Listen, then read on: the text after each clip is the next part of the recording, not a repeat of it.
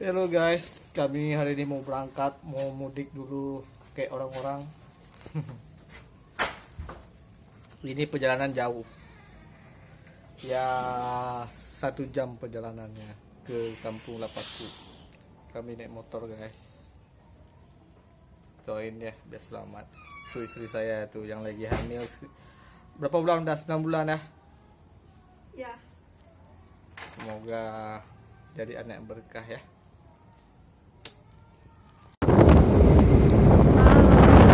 Kami lagi di perjalanan mau pulang ke Banda Aceh sepi guys.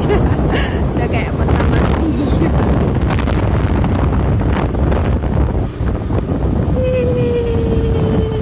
Belok.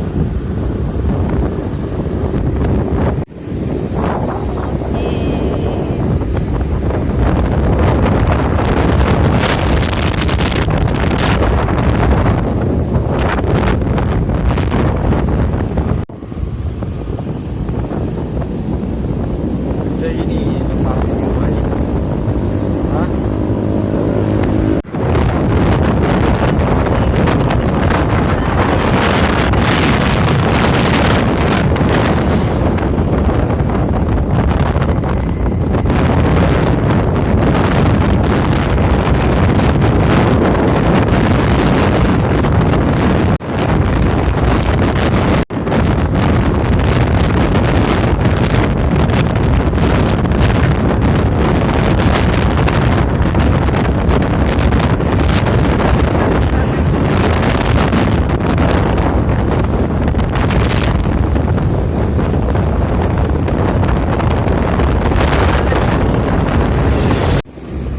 Oke, sekarang kita sudah di Lampaku. Ini perjalanan masuk ke kampung Kusime. Jalannya kecil tapi tanjakannya lumayan.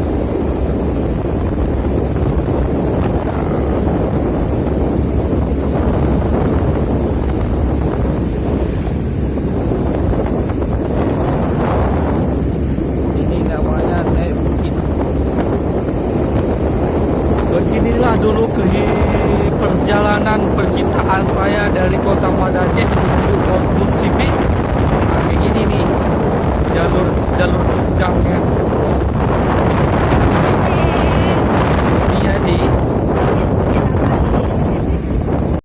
Oke, ini kami berdua ini.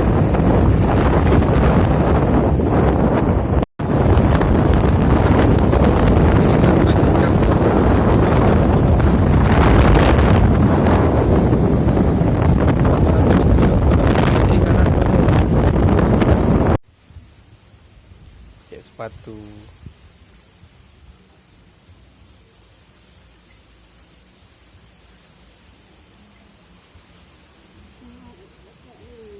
apa?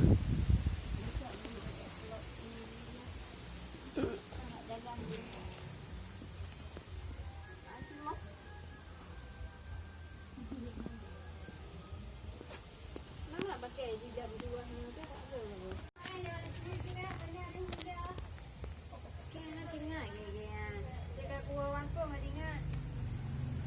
Udah yuk pulang.